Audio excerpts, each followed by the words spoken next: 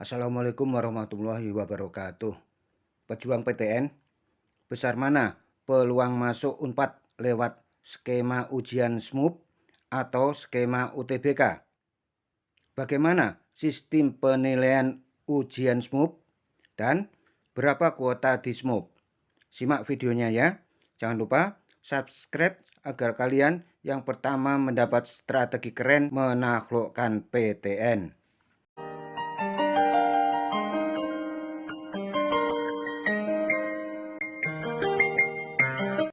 Pejuang PTN, seleksi masuk Universitas Padjadjaran 2021 dengan ujian daringnya dimulai Sabtu 26 Juni yang diikuti oleh 40.535 peserta.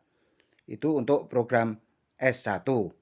Dari jumlah tersebut sebanyak 26.000 diantaranya peserta ujian daring dan sisanya sekitar 24.000 memilih seleksi dengan skema UTBK. SMUP 2021 memang memiliki dua skema untuk program sarjananya, yaitu pertama, seleksi menggunakan nilai UTBK. Di seleksi ini, peserta tidak melaksanakan ujian daring karena penilaian didasarkan atas nilai UTBK. Kedua, seleksi melalui ujian daring dari rumah masing-masing. Peserta SMUP dengan skema ujian daring ini telah mengikuti simulasi pada tanggal 24 Juni. Ujian daring dilaksanakan dalam 4 sesi pelaksanaan dan tiap peserta wajib mengikuti keempat sesi tersebut. Dalam ujian daring, peserta harus siap tepat waktu sesuai sesi yang telah ditentukan dan tidak dapat menukar ke sesi orang lain.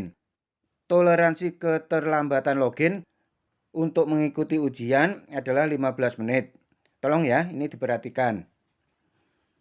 Pejuang PTN, Unpad masih membuka pendaftaran SMUP yang sarjana terapan ya di 4 hingga 5 Juli 2021.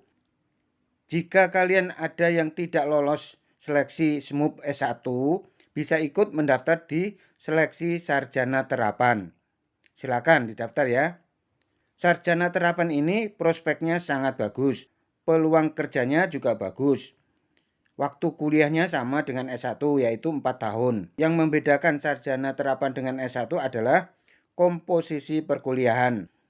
Bila S1 itu 60% teori dan 40 praktek, maka sarjana terapan sebaliknya 60% praktek, 40% teori.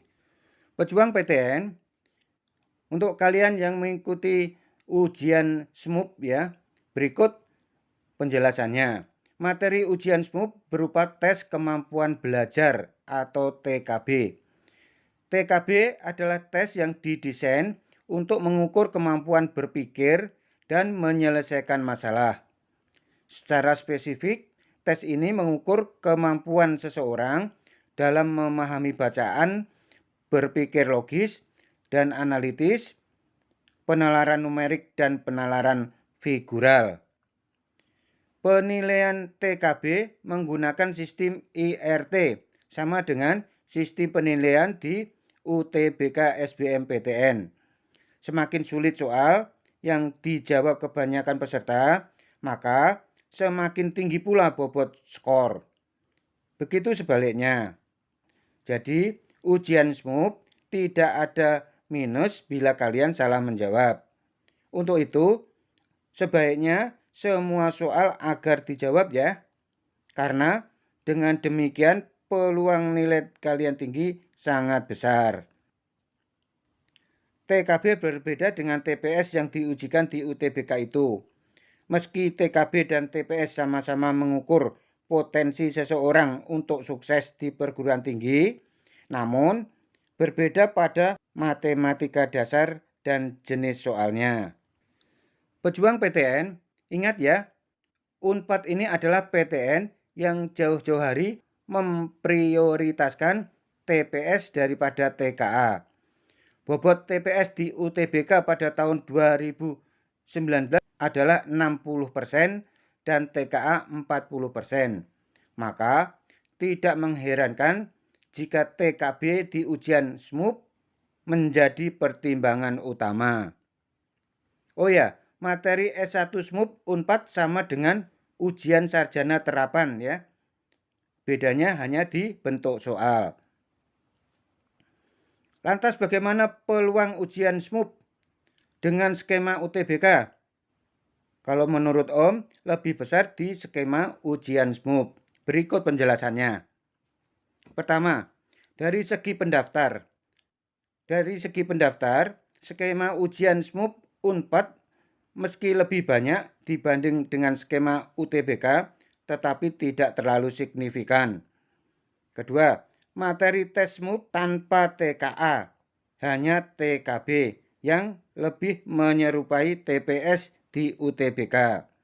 Ketiga, kesamaan materi antara ujian S1 SMUP dengan sarjana terapan ini menguntungkan bagi kalian yang gagal di SMUP Unpad untuk ikut kembali di seleksi sarjana terapan. Pejuang PTN, kuota SMUP Unpad ini cukup besar, yakni 40% dari daya tampung Unpad. Seleksi yang berdasar dua skema untuk tahun 2021 ini berbeda dengan SMUP tahun 2020.